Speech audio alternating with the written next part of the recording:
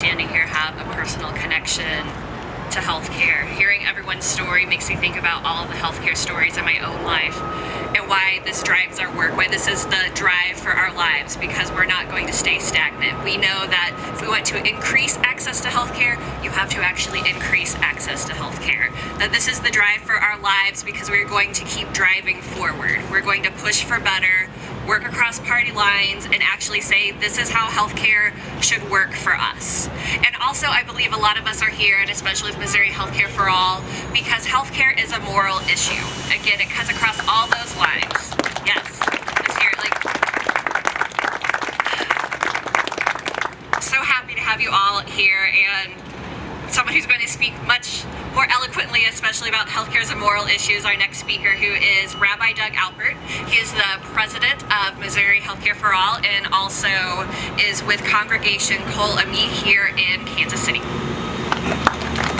Thank you. So, listening to our speakers today, ostensibly everyday people, but who in reality are the true heroes in our fight for healthcare for all. I'm again reminded that our fight is not about politics, not about whether healthcare policy comes from the left or the right. Our fight is for people, people of all backgrounds, urban and rural, black, brown and white, men and women, gay and straight.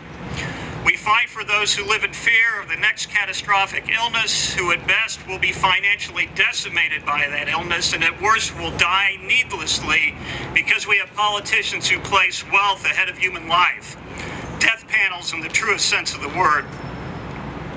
In my own Jewish tradition, we are taught that pikuach nefesh, saving human life, outweighs every other religious obligation.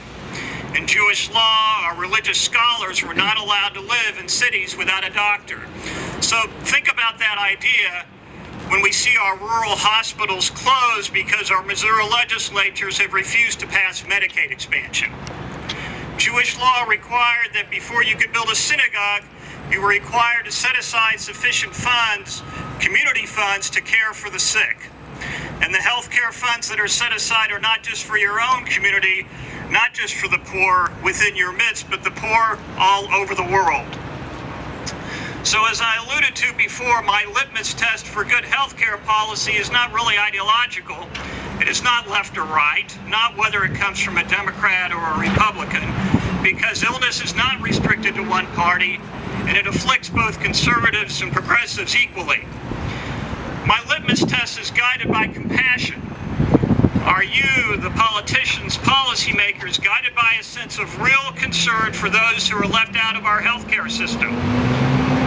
Do you care about families who go through financial ruin when a member of their family faces serious illness?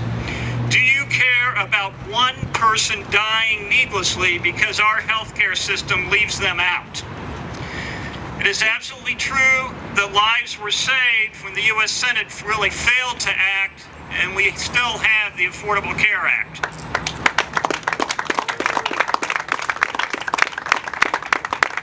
But reaching a status of it's better than it could have been is not nearly good enough. In my tradition, our rabbinic sages tell us that one who has saved a single life has saved an entire world, and one who fails to save a life has destroyed an entire world. By continuing the fight, to fight every day until we have a healthcare system that truly cares for all, we have the opportunity to save an entire world.